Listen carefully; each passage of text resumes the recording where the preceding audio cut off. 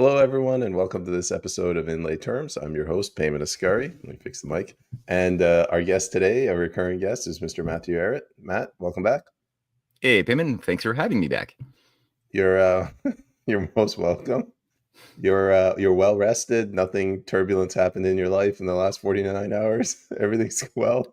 Well, now that you mention it, Payman, yeah, I got screwed over in. I was stranded in South Dakota. I went down for a 4-day conference on Thursday, and was supposed to come back home on Monday. And in between that time, of course, people know Air Canada shut down their all flights for a couple of days due to the fact that, well, I didn't know this, but they've been treating their flight attendants like slave labor, not paying them for anything that the flight attendants do before the plane starts taxiing. So all of the stuff that you see flight attendants from Air Canada only, it seems. I spoke to other flight attendants from other airlines in my weird 46-hour sojourn to try to get back home from like Wednesday to Friday. But I spoke to a lot of other flight attendants from other airlines, and that is unheard of. They get paid better. They don't get paid minimum wage. Like flight attendants in Canada, apparently, for Air Canada, get barely minimum wage. They don't get paid for a lot of the work they do. So they walked out, and so I was stranded. I was a casualty of that fight, and I had to find alternative routes, of which there was like a 7 layover ride that involved some serious red eye. And so I was just awake straight for that entire time, and I finally got home last night, had the best night of my sleep. So I'm fresh and awake now for our conversation today. Thank God. Did it ever occur to you to request asylum when you were in South Dakota? The thought did occur. Yes. Honestly, would have just been easier. Like 49 hours, I'll just change the rest of my life and stay here. Well, coming into the U.S. was not the easiest. And back in 2020, Mike Pompeo, back in the height of Russiagate, commissioned a State Department report called Russian Pillars of Disinformation. And so a bunch of journalists that are basically like against war and for cooperation with Russia got their profiles in this State Department report. And ever since then, something that had already been a difficult thing, like just traveling to the USA, became really much more difficult. So like every time we cross the border, especially on planes, we always get pulled over. And, they always let us in eventually, but there's a big X on our profile. So we have to get ridiculously early to the airport. And for some reason, they just won't take it off. I just said, like, hey, the U.S. is now friendly with Russia. Can we possibly be removed from this thing, or what's going on? And it seems like it's a forever thing. So I don't know. I think they'll take your name off in 3 decades. It just takes a little time. Yeah, maybe. Yeah. Yeah, they always take me and they ask me, every time it's the same question. Like, have you ever supported or fought for the IRGC? I was like, dude, I was 3 years old when I left. No.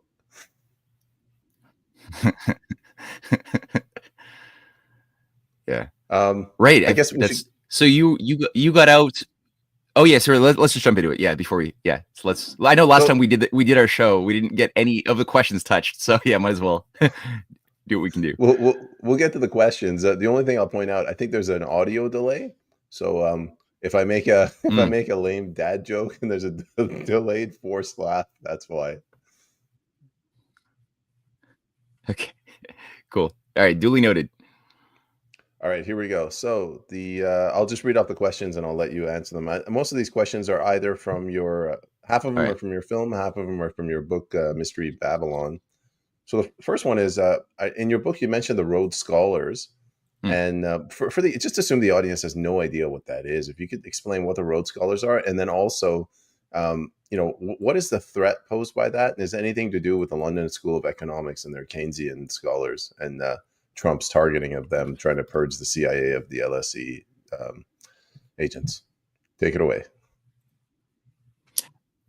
Yeah, man, that's a good open starting question. And for those who want to really dig in more beyond what I'm about to say, I highly recommend the Untold History of Canada that I wrote back in 2019, Volume 4, the Caught Between Two Systems. It's the one that has a picture of I think it's FDR and Churchill on the cover, and then floating behind FDR is Lincoln, and floating behind Churchill is a ghost of Cecil Rhodes. And for those who don't know, Cecil Rhodes was sort of that's the reason why we have what's known as the Rhodes Scholarship Program. The name comes from Cecil Rhodes, who bequeathed his massive fortune that he got by just basically raping Africa. You know, he ran Rhodesia, the South Africa Royal Company. He ran that. Things like De Beers was founded by him. Many of the Lonerho, major corporations that still to this very day are rapaciously sucking Africa dry of its natural resources, were founded by this guy, Cecil Rhodes, and he was known as a race patriot. And he himself was sort of a bit of a cardboard cutout. I think sometimes people attribute way too much evil genius to this guy, and they don't see him rightfully as being kind of like a George Soros kind of character, I would say, if I had to categorize his identity and role within a hierarchy of managers of empire. I would put him on that George Soros kind of level, a mercenary for the cause of global empire. That's how I would put him. So Cecil Rhodes, I mean, he had managers like, Lord Gascoigne Cecil, the old Cecil family. No connection to the name Cecil Rhodes. This is the old oligarchical family that lives in castles in England for about 1,000 years. But he was still very, very ambitious. He had no progeny. He had no kids. And so when he died, he had a manifesto that he put out. Maybe it was written for him. I'm not too sure. His last will and testament, which served as sort of the guiding constitution of a new order, a new secret society that would have multiple aspects to it. And he goes through it, and people could read his 1877 will, and I cite it extensively, and his subsequent wills, which all involve sort of defining what this new order would be. And basically the problem that he was facing, or that the empire, which was getting weaker and weaker at the end of the 19th century, was facing, was that many of the civil servants of the empire were were abiding more by their conscience in too many instances, and were less loyal to the cause and the necessary evils that had to be done under the name of the British Empire. You know, the mass murder of Indians. Countless tens of millions of Indians were genocided by famine, according to under the British control. You had Britain really beginning to seep into the weakening Ottoman Empire and carrying out brutal regime change in various countries that they would seep into. Ireland also brutal.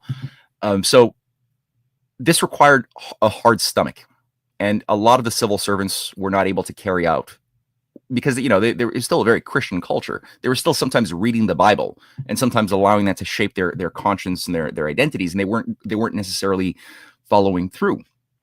The case of Frederick Seymour, the governor of British Columbia, is one striking example in the 1870s of a royal governor installed to oversee the colony of British Columbia after the Civil War, but he recognized the moral superiority of the United States and was biding time to protect the annexation movement of Republicans in British Columbia, who saw great prosperity in breaking free of the British monarchy and joining Lincoln's America in the late 1860s until he was eliminated. So there are all of these. That was not supposed to happen for an empire. You need a much more well-oiled machine, much more people who are much more willing to put down or eliminate their conscience in order to just activate their ideology.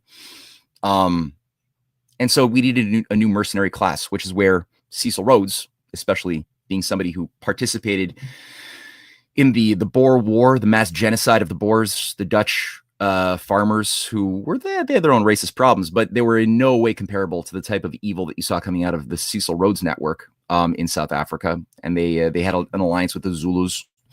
And the war to finally be won had to be taken to the women and the children. You had to start exterminating the families. That was the big insight.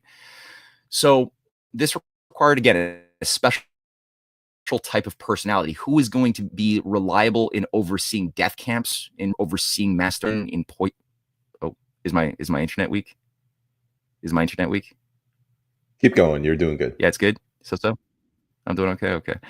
So basically he made a fortune, and he wanted his I see what's going on. I'll be right back. Hold on. I'm 2 seconds, not even. He's not coming back.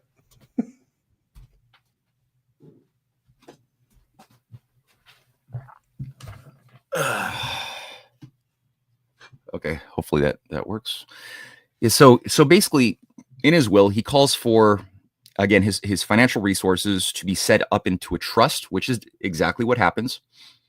A lot of the leading figures, these Oxford young sociopaths who oversaw the Boer War and the extermination of the men and women and children, mostly women and children, in South Africa, like Lord Milner, and a grouping known as Milner's Kindergarten, became trustees overseeing this massive what's called the Rhodes Trust.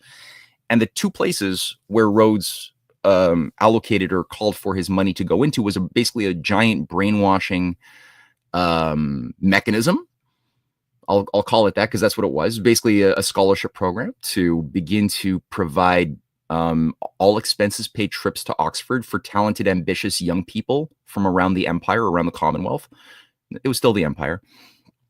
Canada being a big recipient, but also the USA being a focus of providing these scholarships. So you can go to Oxford. If you pass certain tests, you had to really like market yourself as a young person with a lot of ambition. And so you would be given whatever you were interested in, whether it was media or communications or corporate governance or management, whatever, philosophy, you would be provided that expense, but you would be given an extra set of experiences during your whatever, how many years you were there, 3, 4, 5 years you were there in Oxford. And the idea was that it would create a short list of people who would be brainwashed into an initiatory experience to be part of this new church, this new mercenary class in service of the recovery and reinstatement of the British Empire and the recapturing of the colonies of the US, which he explicitly lays out. That's a very high priority. So the idea was recapture, undo the American Revolution. So reabsorb the USA, first under an Anglo-American, create an Anglo-American special relationship to co-manage the world, and then absorb the USA back under the empire at the appropriate moment. And then basically make sure that the British Empire becomes an infallible forever world empire, a la like what Rome tried to be but failed.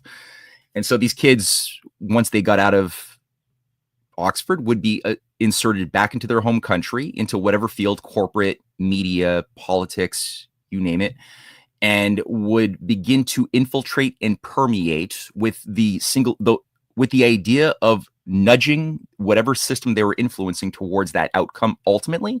And it was a bit of a transgenerational thing. They weren't thinking too short term here. Now, you brought up the second, so that was one mechanism to be funded by his Rhodes Trust, of which I think there's been like 8,000 Rhodes Scholars since it was created in 1902. About 1907 was when it really got underway. There's been about 8,000 Rhodes Scholars processed, right? Not everybody who's a Rhodes Scholar is necessarily in on it fully. Some people don't have the stomach for it, and they become, Chris Christopherson, singer, songwriter, actor. Doesn't seem to be a bad guy. He was going to go into political governance, but he just was like, I don't want to do this. And he is that the guy from the movie Blade? And he was a Special Forces Rangers? Correct. Yeah. So, he broke the mold. He broke from his profile. There's a few people like that. Maybe John Turner. Maybe. I'm open to the possibility of John Turner, the guy who was Prime Minister of Canada for 2 seconds in the 80s. Maybe. He was a Rhodes Scholar. He didn't seem so bad. But was it a controlled opposition? I don't know. To Mulrooney. All that to say, it puts you on a short list. Now, the other mechanism that was funded was the Round Table movement. So a series of think tanks, coordinating bodies that would manage both the infiltration of these governments, but also the management of these various Rhodes Scholars who are operating increasingly over the coming years. There'd be more and more of them, but they needed some sort of a coordinating body. So the Round Table movement became the Round Table think tanks became that mechanism that people like Lord Milner ran. Alfred Milner, who later became the Minister of the Colonies, he basically took over the British government during World War I to oversee the creation of things like the Balfour Accords that he co-authored. Lord Balfour was a Fabian, but also a close member of the Round Table movement at the same time. Lloyd George, the Prime Minister, that was an asset of Milner. He also brought in 1916 to co-author both the Balfour Accords. They're all co-writers of this thing that later on set up the stage for, political Zionism as a nationalist entity after World War II in the Middle East. That was something that they were all doing. League of Nations, the Versailles Treaty were all constructed by this roundtable grouping. In Canada, you had what's his name, Borden, Prime Minister Robert Borden was a member of the Roundtable and Orange Order of Freemasons of Ontario, who was brought in to play a role as Prime Minister during that time. He later on, well, I'll say something about it maybe later on. So this network was later on, it did a bit of a rebranding after World War I, and the Roundtable movement think tanks then became known as the the Royal Institutes. So they changed their name, but it was the same thing, run by the same people. In England, it was the Royal Institute for International Affairs. Was set up in 1919 at the same meeting at the Majestic Hotel in France that oversaw the creation of what became known as the Royal Institute of American Affairs, or people found that name was a little unpalatable because too many Americans were still very aware of the role of the British Empire in those days. And so they instead called it the Council on Foreign Relations, which a lot of people know, and which Hillary Clinton has called the mothership, which I cited in that little Mark Carney documentary that you watched. So that became like a big governing British hand inside of America. In Canada in 1928, ours was set up, officially called the Canadian Institute for International Affairs. First president was Robert Borden, and another Rhodes Scholar who ran it, Escott Reed. Escott Reed would go on to co-found the Canadian Fabian Society. So this is where I'm going to pivot now to the second part of your question. So you asked about the London School of Economics. And how do they play a role? Because they seem to be different. One of them kind of appealed to, at least originally, the stiff upper lip, British imperial, unapologetic, exterminate the red and brown people, sub races. That's the way it sort of like appeared on the scene. As the conservative sort of expression of power. And then the Fabians were created a little bit earlier, but ultimately had a lot of similarities, but differences on the surface differences. And so basically the Fabians sold themselves as more of a socialist, imperial socialist type of institution, a think tank that set up a school to counterpoint with Oxford called the London School of Economics in around 1896 or something. And they had a political branch as well called the Labour Party that they created. So they attracted a lot of people who were getting sick of the old school evil British Empire, even British people, many who were very rightfully sick of that, including members of government, and they just wanted to do something that involved less genocide, and so seductive. But then you read the writings of a lot of the people who were like founders of this thing, like you had the Hooks, Sidney Hook, his wife. You had H.G. Wells, who ran this thing for a long time, or was a big player. Bertrand Russell, Julian Huxley later on was like all of these. George Bernard Shaw, who called for a future world order peppered with global extermination camps to eliminate the useless eaters if they couldn't justify their existence on their yearly audit. Like people like that who are just like these like misanthropic, haters of humanity were like trying to act like the overseers of socialist good governance and like anti-imperialism. This is like, what the fuck? So in that sense, they had a lot in common from the inner elites to those who are running the Roundtable movement, the Rhodes group. And so even though they were framed as oppositional, just like the sort of, you go back to the Templars and the Knights Hospitaller, right? Two co-orders created around the same time, 1,000 years earlier, as two chivalric orders, appearing from the surface to be rivals, which even idiot historians today treat them as though they were rivals. They were always operated by the exact same inner core of Satanist that were co-managing a left-hand, right-hand path to basically have the effect of forever wars between cultures, which was what the Crusades were all about, which was why these two orders were created. Not that different from how these things were co-managing the world. And Escott Reed, as I mentioned, was a young Canadian Rhodes Scholar. But he then comes back to Canada, co-founds the Canadian Institute for International Affairs in 1928. He goes on and works with five other Rhodes Scholars and two other Fabians to co-found in 1931 at the peak of the Great Depression, the Canadian Fabian Society called the League for Social Reconstruction. So he does that, and that league, I think the other guys, David Lewis, F.R.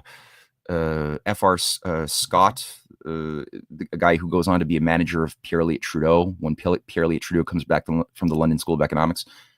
Forgetting the other names all of a sudden, but this is literally self-identified as the Fabian Society of Canada.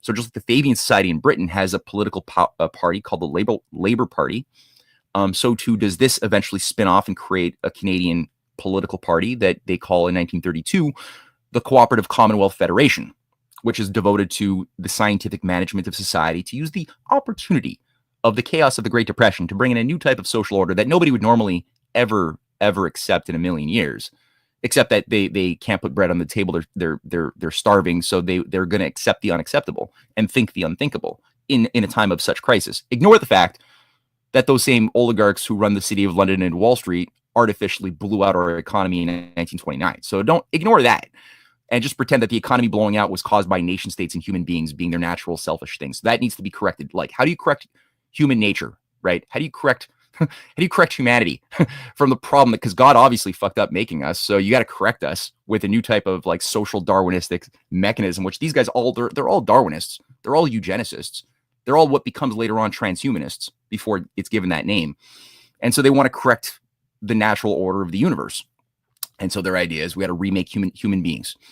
And so that's the Fabian sort of program under their Regina Manifesto that they set up, with a nominally socialist veneer, but actually there's always going to be a space for an invisible inner core of enlightened managers who will control the levers of production and consumption and what have you.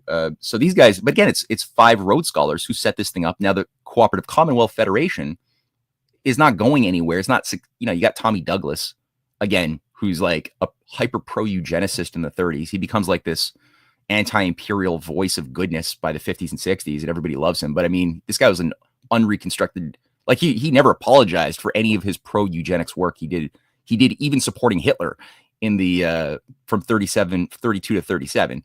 But he's like known as the face of it, but it changes its name, as people know, to the NDP in 1960. And at this point, you have sort of the NDP, and I go through this in my book in a lot of detail, but you got the NDP and the Liberal Party, which is being purged of its, because the Liberal Party is sort of the party of power, but it's not the party that is going to serve the interests of the British Empire yet, because there's still too many people like the followers and collaborators of Wilfrid Laurier, C.D. Howe, Clarence Decatur Howe, a lot of these like real pro-industrial, anti-imperial nation builder types who don't like the Rhodes Scholars. They don't like the Fabians, but they're the ones who have power, who helped us like win World War II, who helped us like build a super scientifically advanced industrial economy in the 40s and early 50s. And that has to be undone. So they take an opportunity for about 5 years to basically infiltrate and purge the Liberal Party of their nation building sort of admirers of Lincoln and FDR, which happens finally.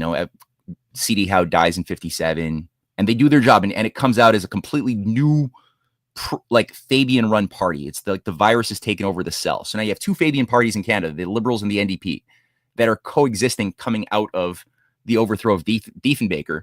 And in my book, I just go through all of the different Rhodes Scholars, all of the different Fabians who work together to do all of these things, including the purge and basically coup of John Diefenbaker himself, which was made possible by a bunch of Rhodes Scholars embedded in the Canadian civil service, inside his own administration. People like Davy Fulton, his Minister of Justice, was a Rhodes Scholar who played a key role in undoing his prime ministership and ensuring the sabotage of all of his plans for a Northern Vision and everything else. The head of the Bank of Canada, who got fired by Diefenbaker, was also a Rhodes Scholar. The only time a governor of the Bank of Canada ever got fired was in that one instance when Diefenbaker wanted to take it over and use it as a real instrument for Canada's progress. And that guy played a key role in also making sure Diefenbaker was canned. So all that to say that you see these guys in all over Canada. That's what Chrystia Freeland, that's what Mark Carney represent. Mark Carney is not a Rhodes Scholar, but he was the president of the Roundtable think tank, the Royal Institute for International Affairs. He was that president. Chrystia is a Rhodes Scholar, so was Bob Rae, so are many. And you got them inside of the United States. They took over with Bill Clinton, who also had a Fabian aspect to him. You see them in Australia. You see them pretty much everywhere. So that's in short, in like whatever it was, a 25-minute exposition. That's like my intro to Rhodes Scholars and Fabians and what they are and what they do and why they do it. And my book goes through that in more detail. So if you saw, I was frantically taking notes at the end there. I was trying to remember all the follow-up questions, and then I'm like, holy crap, my mind can't retain this. All right, well, we're probably just going to stick with this one question. I have a follow-up question. You mentioned the Premier of British Columbia, and he said like he was sort of a man of conscience. He realized that the U.S. Republican system was better. And you also talked about Lincoln, this concept of nation building. Can you imagine like you're talking to a 10-year-old and you want to explain to them what's good, so whatever you just described as the American system, and what's bad, whatever you described as the British system? What are those two systems, and how are they in conflict? Does that make sense? Yeah, it makes sense.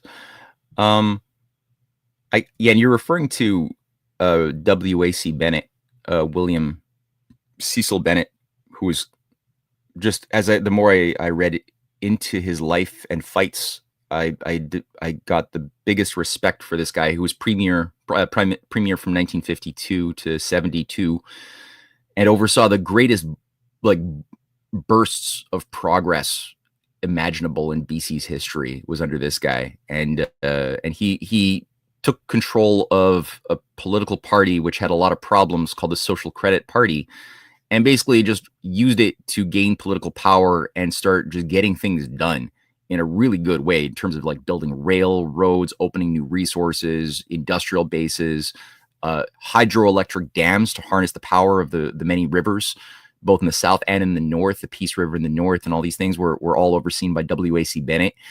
Admirable, amazing guy, but he always had a fight. Like, he never got these things done easily. There were always, and I mentioned a number of Rhodes Scholars embedded in his own administration. So I don't know if I'd call him necessarily a Republican, but like he believed possibly like Diefenbaker naively in the idea that the British Empire is what it says it is. Perhaps I'm open to that possibility that he was never very explicit on this, but that the empire was, it meant well, except for these selfish sociopaths who screwed things up that he didn't like, maybe. But what he did admire was that in the case of JFK, who was his friend, you could get things done and mobilize and cooperate with the population much more effectively. There was a much more participatory construct within the Republican form of government that brought average citizens into a position where they could participate in the destiny of their society more directly.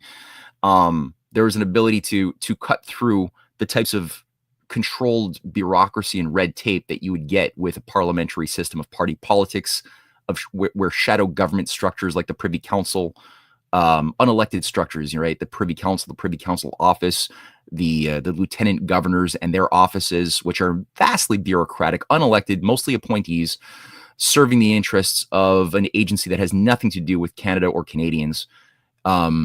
You don't have any of that stuff to worry about with the Republican form of government. Now, it doesn't mean that the Republican form of government cannot become evil and corrupt, as we've seen so many cases of that.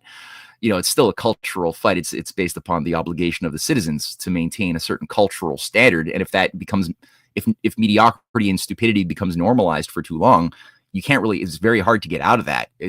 That's very difficult. And at that point, any kind of government that you have will be used to enslave and destroy the people, no matter what. So it's not like there's a magic bullet in this, but they did see the superiority. And one of the aspects that I would say, philosophically, from a simple standpoint, if you compare monarchical forms of government, or monarchical parliamentary forms of government with Republican forms, not to say all forms are equal, but in general, one form is premised on the idea that, as the U.S. Constitution and Declaration of Independence outline, that there's that all men are created equal, made in the living image of a creator, and as such, the source of rights are inalienable, right? So life, liberty, the pursuit of happiness, these are just inalienable, and they emanate from our coexistence as co-equally made in the living image of a creator. Does that mean that Marx was right, that we're all literally mathematically equal and should have equal outcomes?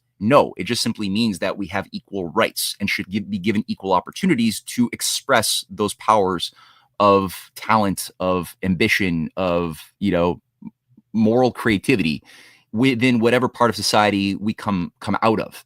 That's the ideal. Does it mean it's ever going to manifest in a perfect way? No, but it does mean, it means as a concept, it's a much more firm foundation. Justice, speaking from the standpoint of justice, than what we see with systems of hereditary power. So contrasted that with the systems of monarchical empires of Europe that were managing the world for most of human history.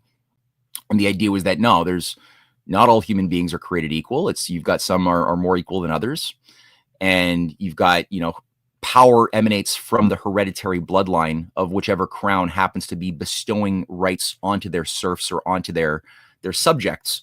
And then that comes out as the difference between the subject. Like, what's the difference between a subject and a citizen, right? So a subject is somebody who is given rights, but they can equally be taken away by an overlord who is of like a higher species almost. It's like a higher master class.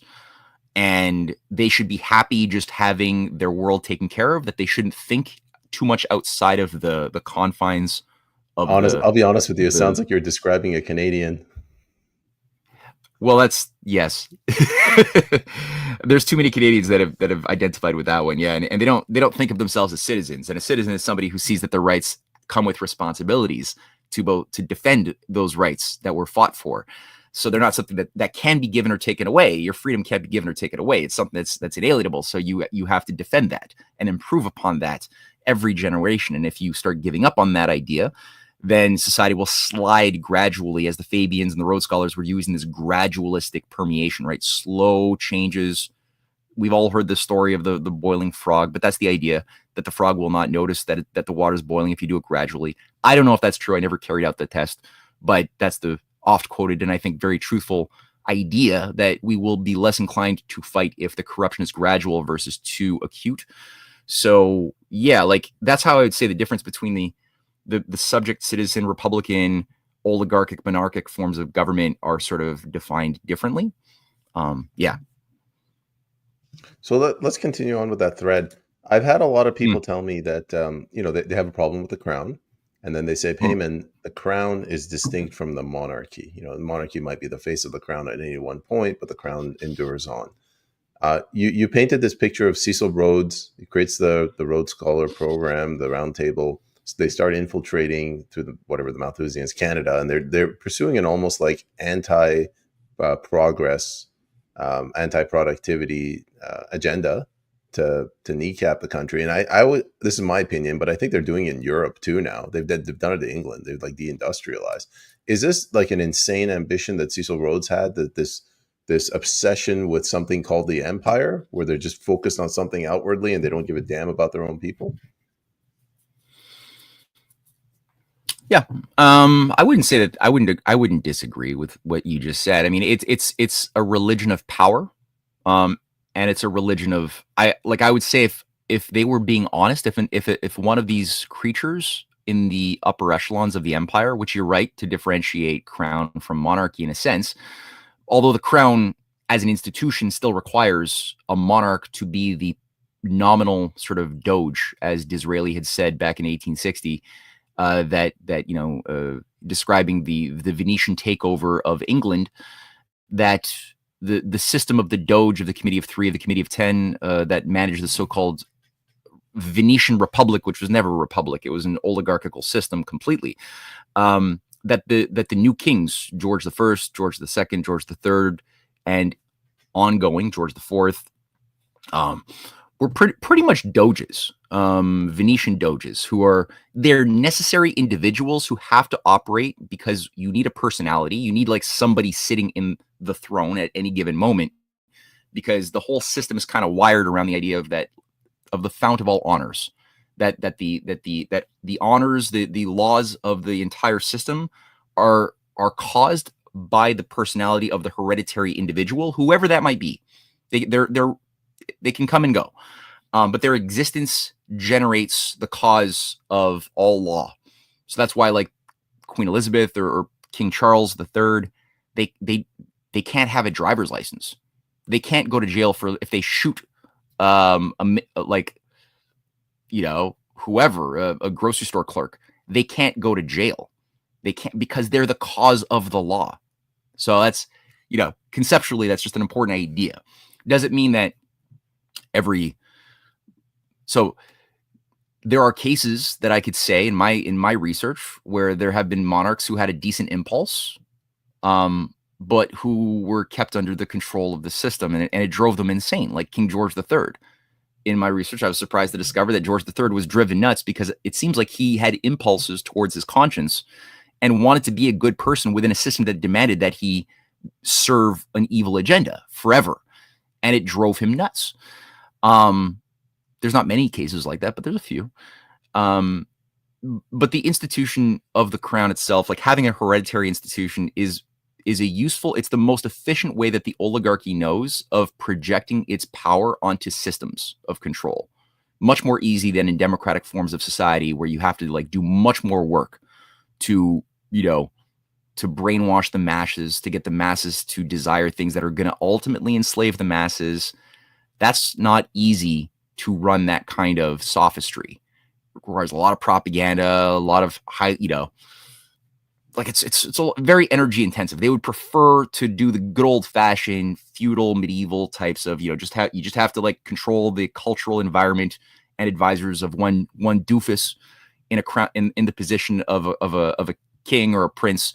And you don't have to, who cares what anybody else thinks, as long as you got that, you capture that one person, you've trained them, tutored them from as young of an age as possible. You've got the little Iagos as their advisors, inflaming their egos and their arrogance and their paranoia. Like James the First, the King James, was super paranoid that he would have spells cast against him by witches all the time. He was not sleeping. He was like an insomniac because all of his advisors were telling him, yeah, the witches have little voodoo dolls and they're trying to kill you. And it doesn't mean that there weren't actual witch problems, but it means that they were able to drive him nuts and have him become a reactive, iron-fisted character at different times when it was in England's interests to calm the fuck down and not try to provoke religious wars and things of that sort.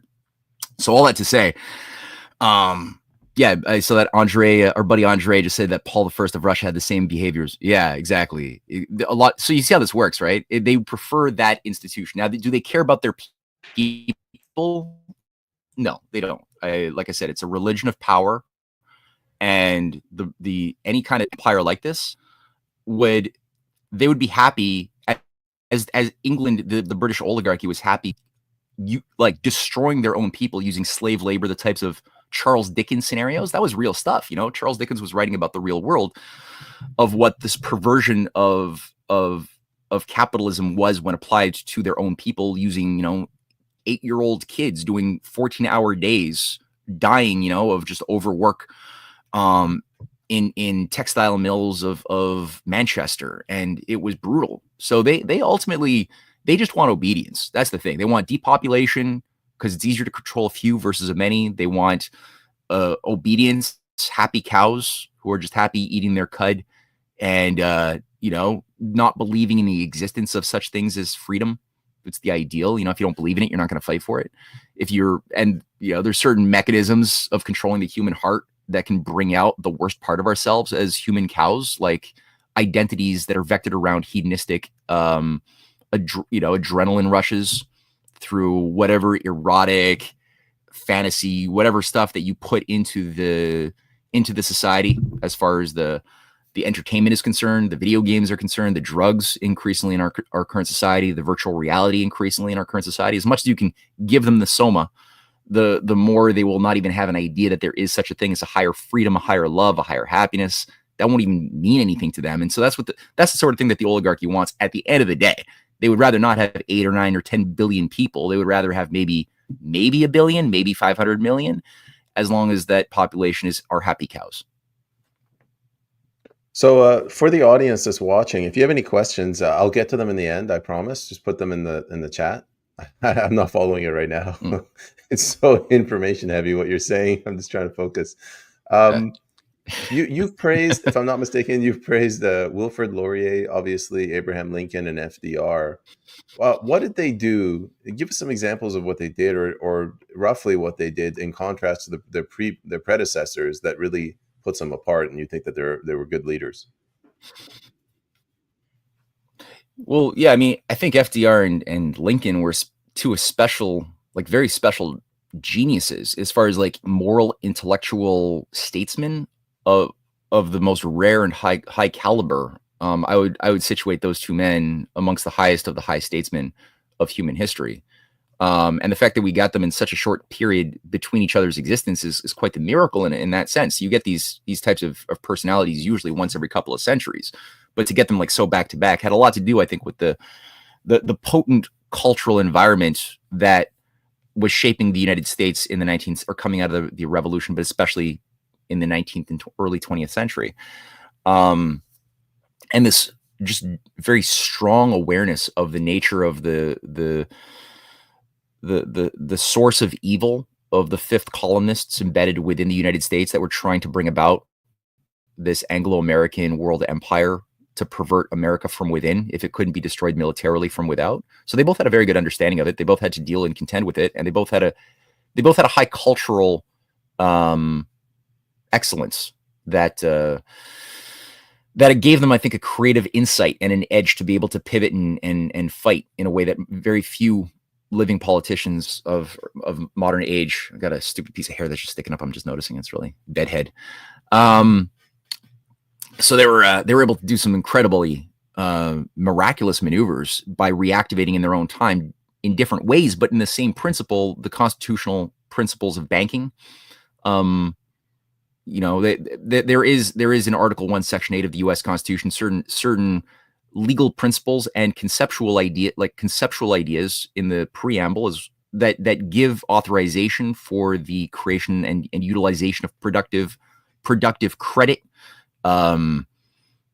protectionism to organize the interests of the nation around developing industrial and scientific capabilities that could not be done if you just had complete open borders and free trade flooding the market with cheap goods, which is what the British Empire had been doing.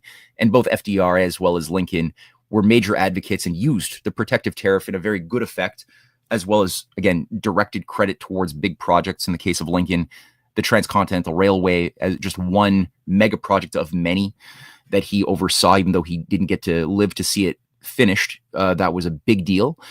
FDR's railroads, I mean, the entire New Deal productive system had like 80,000 small and medium and mega infrastructure projects, hydroelectric dams, brought online to reorganize and infuse real value into the markets, into the behavior of money. Lincoln's system of greenbacks did this in its way.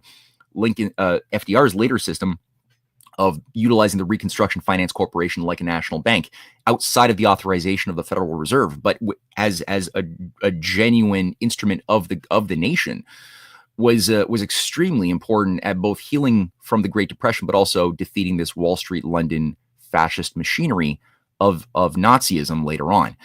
So all that to say, they actually were able to. They won over. Well, Lincoln was admired very much by the figure of Wilfrid Laurier. Now, Laurier unfortunately became prime minister in the 1890s. He was ousted in 1911. And because he was operating within a system of a deep state monarchical structure, there was much less that he could do. He had much less to work with as far as somebody who had a Republican heart. But the reality was he was living in an oligarchic monarchical system of control mechanisms. So he had to just stay alive at a period when, during his period, if you look at a list of like all of the statesmen around the world who were being assassinated by London-directed anarchist terrorist groups from like 1880 with William Garfield and Tsar Alexander II to 1894 with President Sadi Carnot getting killed, and the heads of Italy, the King of Italy and Switzerland and Spain, Alfonso, and you had McKinley murdered in 1901 by anarchist assassins, and Tsar Alexander III seems he was murdered by poison, 1896. And so leading all the way up to Archduke Ferdinand being murdered by the Black Hand in 1914. High density. I mean, something like 7 different interior ministers of Russia were being killed. It was not an easy time to be a moral statesman in the world at a moment when the British Empire was reorganizing itself, knowing that, of course, the Lincoln system was spreading like wildfire. And again, I go through this a lot in my second volume of the Untold History of Canada, in Defense of Manifest Destiny, which I go through sort of the spread of this system that Lincoln, the constitutional system of national economics that Lincoln had died defending, that kept the Union together, that was spreading to Russia, to Japan, to even China, to all across Europe, as nations, as people were waking up to the idea that there could be a life beyond empire, a life beyond Hobbesianism. And it's not a utopia. It just means that there was an idea of human nature that recognized that our self-interest was best maintained by adopting the view that we could work together for common interests based on an idea that human beings were divinely endowed with a power of creative insight that allowed us to always overcome the limits, the Malthusian limits to our existence. And that was, again, spreading across Germany. Otto von Bismarck understood this. And so Wilfrid Laurier loved this. He envisioned a world, a Canada, not in the too distant future, that would be highly industrialized, totally electrified. And he was, this is 1907, where he gave these speeches that would have a population of 62 million by, I think, like 1930, 62 million by 1930. And he meant it. Because he knew, he had a faith that we had this thing. He was, even in his younger years before Confederation, Wilfrid Laurier was a leader of a Quebec Republican movement called Les Rouges, that was operating out of the institutes, the Canada Institutes, which were these cultural engineering hubs that were bringing together the artists, the scientists, the statesmen to provide free lectures to enrich the minds of the citizens, or the subjects to become citizens all across Quebec. And this network with Hello David and were organized by Louis-Joseph Papineau's nephew, whose name I'm forgetting. And anyway, Calexa Lavallee, the great musician, was also a part of this grouping of Les Rouges. They were set up in the early 1860s to bring about a republican form of government into Quebec. And hopefully they had this hope that the English part of Canada would work together with them in doing the same thing. And Laurier was a young lawyer and a writer for their Union Nationale magazine, which was a big, Republican propaganda outlet fighting against Confederation and for republicanism.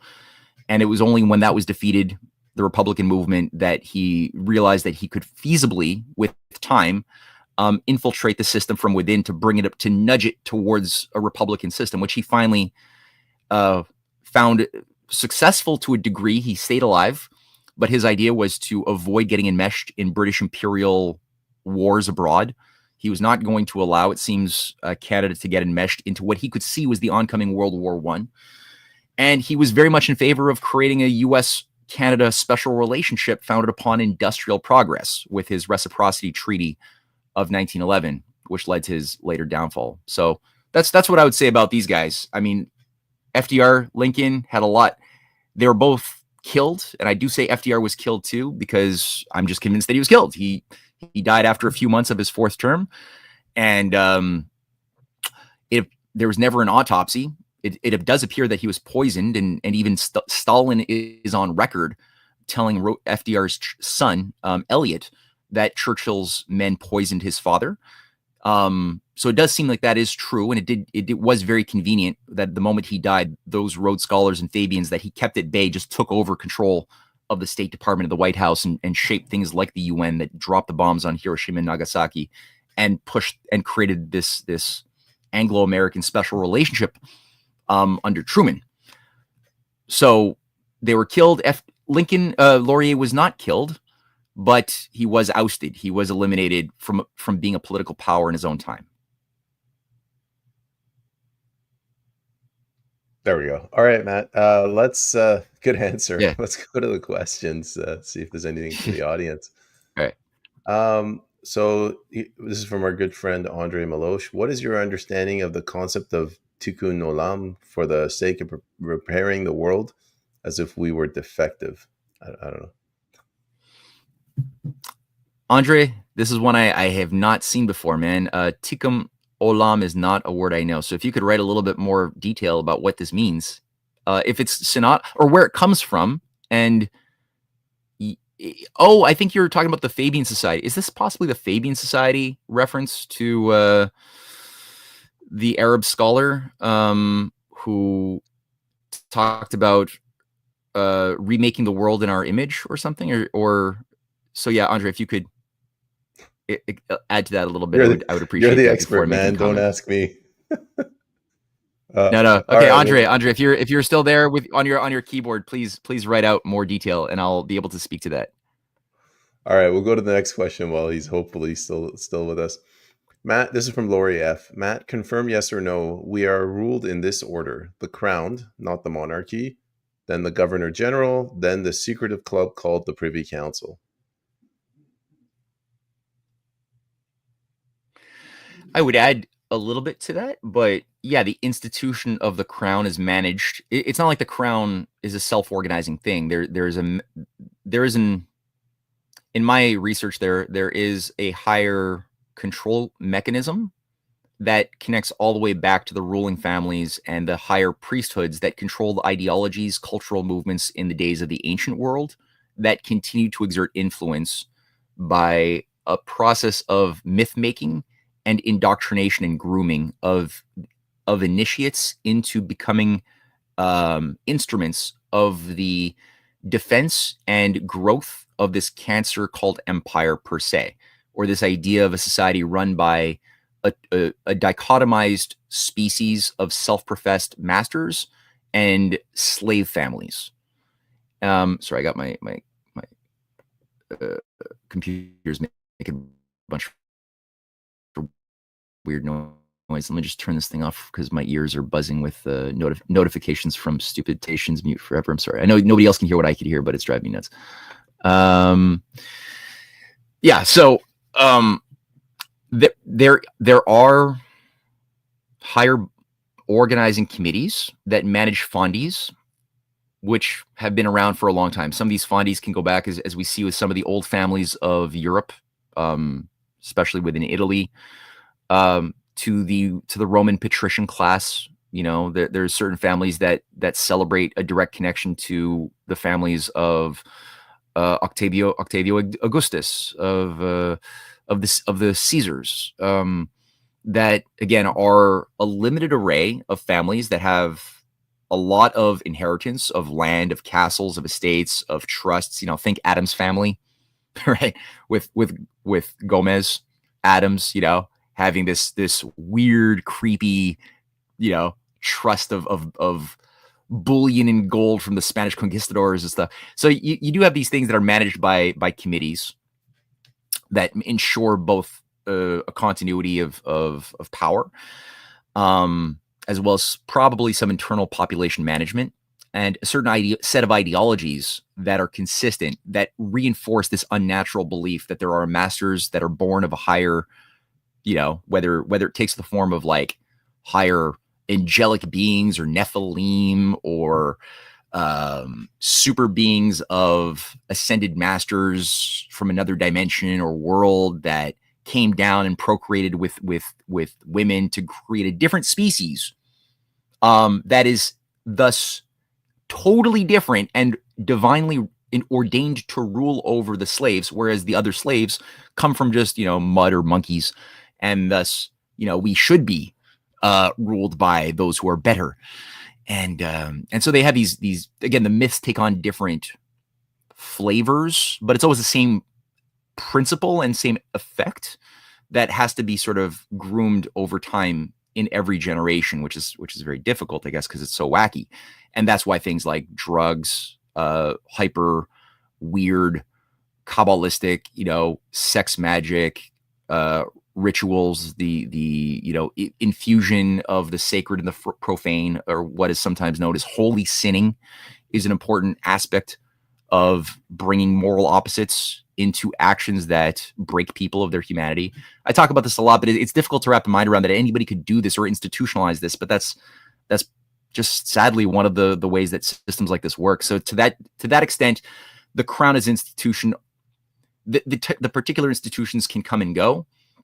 The crown, like, Canada's land is 89% crown owned. There's a lot of crown corporations that are technically legally owned by the person of who's ever sitting the crown. King Charles is getting a cut of the crown estates. They represent like a vast amount of wealth, probably like more than any other monarchy in the world. The British crown has like more physical control of territory on the world throughout the Commonwealth than people realize. But it doesn't really matter. Again, it could be the individual can come and go. But the whole management of the thing works like it has its own shadow governance structure, its own internal logic to it that is not it's not a mindless thing. And it has managers that have to pick up this manifesto and do it every single generation as the old guard dies, So that's another aspect of this system that people have to think about. And you're right. Then the Privy Council office, the Privy Council are full of people that come and go. It rarely meets all at once, very rarely, but there's always individuals who are brought into the Privy Council because there's Chatham House rules. So if you're brought in, it's because you at any given moment you had something that was useful for you to do with knowledge, information that you would be granted as somebody who had to get something done in the service of the empire that couldn't be spoken aloud outside of Privy Council. That's why you have the oaths of secrecy, that every Privy Councillor has to take the oath to keep all things secret that shall be told in secret in Privy Council, of which every Prime Minister and shadow cabinet member has to go through that. But also private citizens who are going to serve the empire, like Charles Bronfman or Maurice Strong, were also Privy Councillors. So it's not just Paul Desmarais, I believe, was a Privy Councillor, senior. So it's like, it's not just a governing thing. It's just you had something that you had to get done. You were the person to be assigned to you were vetted, you got it done, and you may not be useful again after that point. You will be rewarded. You might be made a Supreme Court justice or something. Your life is going to be a bit more mushy. Your kids might be granted more access to the higher universities that they would not have otherwise have had access to. You'll get more insider info maybe if you want to make some money, but it doesn't mean that you're necessarily going to be like part of the real governing class. So yeah, that's how I approach trying to dissect the anatomy of empire in its weird facets. It was a good comprehensive answer. Andre is given a follow-up, but I'm going to go with the Sue Wally. She gave a better description of his question, and then we'll go back to Andre. Great. Tikkun Olam, repair of the world, is a concept with multiple layers of meaning that is deeply explored in the Zohar, the foundational text of Kabbalah, in the Zohar and other Kabbalistic text. And then Andre said that Tikkun Olam is a concept in Judaism which refers to various forms of action intended to repair and improve the world. Take it away. I don't even know what the question is at this point. Yeah, I just bought my first copy of... No, I get it. I just bought my first copy of the Zohar, which I'm going to sit down and read. And Cynthia, my wife, is doing some incredible, mind-blowing research on this as well. So we're both kind of approaching the similar critter from like two different methods of analysis. So it'll be fun to see what comes out of this. But in short, it seems like there's an effort that's been made to try to paint the Kabbalah as if it's like this ancient wisdom. And as far as I could tell, the thing that was called, or the thing that Kabbalah tries to, because Kabbalah itself, as we know it, which springs from a series of texts in the Jewish world, there is something known as, that some people call Christian Kabbalah too, which is just Gnosticism. But these texts that organize the philosophy or the study of Kabbalah, which is not, there's no like book called Kabbalah, but you have things like the Zohar, which was I think 12th, maybe 13th century text written by Moses de Leon, a Gnostic rabbi who basically had put forth this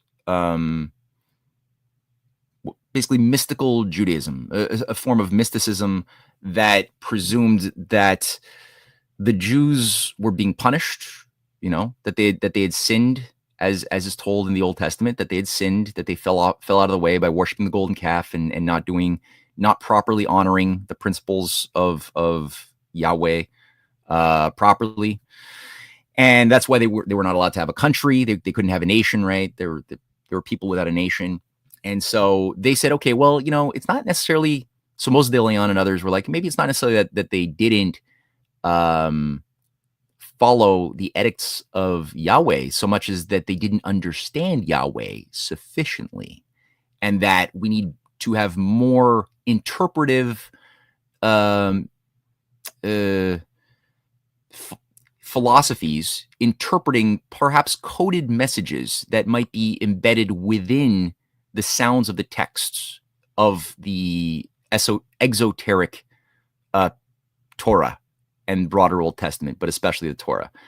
And that we can interpret, we can find techniques, meditation techniques, and other things to try to find, let's say, codes, breaking down the sentences and the paragraphs of the Torah into sounds.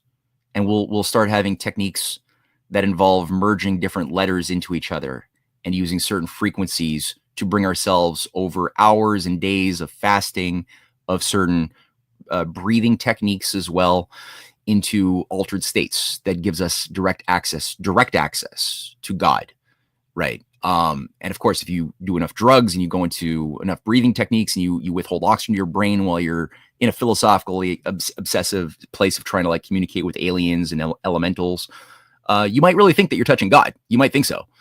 And of course, that right there dislodges you from it dislodges the personality from access to their moral conscience. Because at this point now you're on a different kind of path. You're all of a sudden going to be, it doesn't necessarily say anything as far as I could tell. And I didn't read the Zohar yet. There are techniques, and it's possible that there are good schools of Kabbalah, perhaps, maybe, that are out there. I don't know what they are. Because it seems like everybody who's really mastered Kabbalah and does things in the real world end up doing terrible things or advancing a terrible agenda for world control. So I don't know where the good Kabbalists are, if there are any, but maybe. Now, there's certain ideas, it seems, of proportion, that all good philosophers and scientists, well, the term scientist is a relatively new idea, right? So going back before the 18th century, it was just a natural philosopher. The idea of the moral sciences, the sciences of physical creation, of the political realm of justice, were all different sides of the same exploration of the mind of the creator. That we were like, as humans with a soul, there was a concept that everybody has a soul. What that meant was not in agreement with everybody, but that this idea that there was a metaphysical attribute to the physical persona or physical being was understood much more readily then by the educated class than it has been in our more recent degenerate decades. And so the idea that, okay, the universe is not random, that was not something we took for granted. We were like, okay, the universe is not random. We could see that there is harmony, there is beauty, there is purposefulness, it seems, embedded within the fabric of physical space-time within creation, that showcases that things don't just randomly happen for no reason. There's a directionality. There seems to be perfectibility when we do things with self-restraint and self-discipline and for the right reasons. We do things that make us better and that make people around us better when we do things with love instead of with hate, So there's this idea of a moral orientation that helps us, that's more conducive to insight, to developing creative insights that make discoveries, big discoveries that translate into improving the conditions of life of ourselves, our communities, and the species as a whole. And so it was known from the times of Plato in the Timaeus and Philo of Alexandria, the ancient rabbi who was a Platonist in the first century. Even he lived even before Jesus. I think he was born in 44 BC and he died after Jesus. And he worked with Peter in Rome in fighting the mystery cults. That was the Rabbi Philo. Some of his writings survive to this very day on creation and other things. But he's very much doing what Plato is doing in the Timaeus and in the Theaetetus.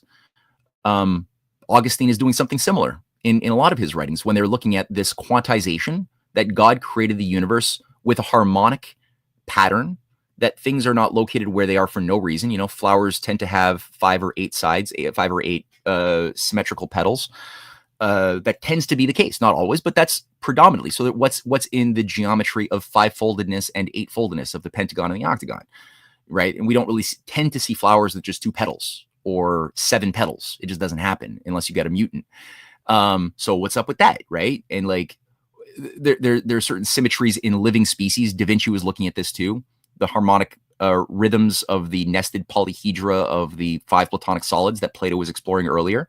That there cannot be more than 5 platonic solids, but when you nest them, you start finding proportions that generate within them things like the golden section, which was a big obsession, rightfully so, visually in ancient Greek architecture and sculpture, and it was revived in a big time in the Italian Renaissance. We also saw this expressed in various moments of Indian culture too, when you had things like the 3rd century. Not the Maurya dynasty, but they were also pretty close. But there was another dynasty in India that saw a revival of the golden section. You saw this in Egypt too. The golden section embedded within the architecture of many of the greatest of the pyramids. You see this in Chinese architecture too, at these periods of the Song dynasty in the 9th to 11th century. So there's this common thing where human beings are tapping into the same source and realizing that there is a quantization, a non-randomness function in nature that is beautiful and good. And when we put our minds to it, we become more in harmony with God's mind. And we start developing understandings like Augustine did, that we're destined for a society that would be much more in alignment with the city of God, that the city of man, the city, basically run by oligarchs, is run by human laws, and human laws are only legit to the degree that they conform to God's law, God's mind, which means that we have to have an idea that we're made more comfortable. We would be more natural when we give into the faith that we are made good. We're not made evil.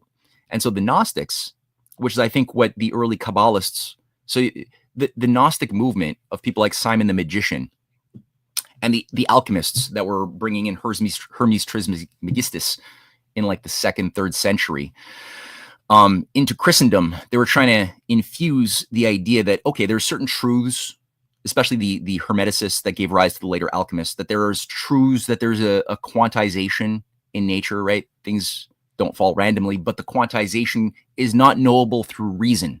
It's only known through initiatory experiences that should be only held by an inner elite of initiated, where the majority have to be kept ignorant to the quantized states of nature. The masses have to have their minds off that topic completely. They're not allowed to access that, because if they do, they might start thinking that we're all created equal, that they're somehow divine, which we can't allow them to think. So they have to think that it's random, or that whatever. But so the Kabbalah is premised on certain ideas of numerology, certain a worship, it seems, of certain cycles, quantized cycles, that things have to happen in their own rhythm, but then they put over emphasis upon the number, and they ignore the quality. So they a lot of these Kabbalists that created things like the Frankists, which it seems like they were seeded by Jesuits, who themselves, at the end of the day, if you look at like the inner core of how these so-called Christian Satanists and Jewish Satanists and Muslim Satanists, who all utilize these esoteric sort of mystical garbs, they're all like working with each other. They're not Christian or Jew or Muslim, but they're infiltrating and trying to co-opt their respective target religious movements to move in a certain direction that will be favorable to resetting human civilization. So they put a lot of emphasis on things like 1666. Because it has the number 666. And so a lot of these Sabbatean followers of Jacob Frank, who, they're all proclaiming themselves the Messiah, because the idea is, if you're a teacher, then the teacher, the wise person, the guru, is like God. That's what makes them the teacher. And thus anything that they say, even if it is immoral, should be followed, because they're God and you're not, or they've touched and channeled God and you haven't. So you have to just put off your own conscience if you want to become a teacher too at some point. But that makes the teachers very easily convinced that, hey, maybe I am God. Maybe I am the Messiah. So you get these like hundreds of instances, thousands of instances of these Jewish Kabbalistic gurus who are like, yeah, it's me, I'm the Messiah. And then they come up with a whole theory to make it their own. And, 1666 was a big day where we were supposed to get the reset of civilization. And in a certain sense, maybe there were certain things done, like the lighting on fire of the city of London and the creation of Gog and Magog as the two guardians of the city, with Gog having the shield. That you can go to the city of London and you see like Gog and Magog both celebrating, the Great Fire that burnt down like 80% of the city of London. And on the shield of Gog, you have like a phoenix rising from fire. So it's this one of these like Rosicrucian phoenixing ideas of burn it all down and out of ashes will come a new order, right? Which is basically just traumatize. It's traumatize a people or an individual, break them, and then they'll be more inclined to adapt to whatever you want to program into them afterwards because they'll be so broken, which is what the Fabians were trying to do after the Great Depression. You know, break society, destroy it, destroy our dignity, make us starve, get some war going, maybe some civil war, and after the fire, rebuild a new technocratic, world order out of the ashes. Kind of, we could see a lot of examples, unfortunately, of that thinking active today. So all that to say, those are Kabbalists for you, as far as I can tell. And I'll read the Zohar and give you more feedback soon. Well, thanks for the in-depth response to all the audience questions. We're way past the 1 hour mark, and we'll wrap it up here. But if I ever get you back on, I want to ask you about the debacle that was the Paris Olympics. What the hell happened there? But we'll save that for another day. Yeah, dude. No, there's a lot to be said on that one. Yeah, we got through like half the questions. That was okay. Better than last time. Yeah. So. Anything's better than last time. We got through 0. Yeah. Matt, why don't you go ahead, tell the audience where they can follow you, where they can buy your books? Yeah, sure. So I got if people are watching this broadcast, they could look under my face here and see matthewehret.substack.com. That's my Substack. There's also my books. You're showing people images of my books, The Clash of the Two Americas, volume 1 to 4. That's 2. That's 3. Birth of Manifest Destiny. 4. Anglo-Venetian Roots of the Deep State. That's a fun one. That's one of my recent magazines, issue 18. Boo. Yep. Big boo. Breaking Free of Anti-China Psyops, volume 1, volume 2, The Untold History of Canada, Science Unshackled, Revenge of the Mystery Cults. There's a lot of them. So all that to say, those are all available on Amazon or on my CanadianPatriot.org website as well. For people who get a paid upgrade to my Substack, I give the PDFs of all of the books and all of the magazines I published from 2012 to 2020, the Canadian Patriot magazines, for free. As a thank you. So yeah, that's a lot. Oh, RisingTideFoundation.net as well, that I co-run with my wife, who I think you're going to want to talk to her about her new series when it comes out. It's like I said, it's blowing my mind regarding the deep origins of the Sabbateans, the Frankists, tying it into the Jesuit Gnostic Crusaders and the Swedenborgian sex mystics of the 18th century that play a direct role into things that are happening right now in the Middle East that will blow people's minds. So that's something that she just put out the first part of what is looking to be a multi-part series ongoing. Sure, I'll check that out, and if she's open, we'll get her back to get on the show as well. We can ask. Sweet. Yeah, I'll send you a link to her newest piece. Well, Matt, I want to thank you very much for making the time to be here. I know you're tired after your horrendous 49-hour trip from South Dakota. But hang in there, and we'll get you back at some point in the next couple of weeks, assuming Canada is still here. Yeah, right. Dude, it's a pleasure. Thanks for giving me the space to just like shoot the shit and talk about some big ideas. I hope I didn't confuse too many people. I know these are some thick concepts, so I hope people enjoyed it. Yeah, I'm sure you did a great job. Thank you very much. Take care. Cool.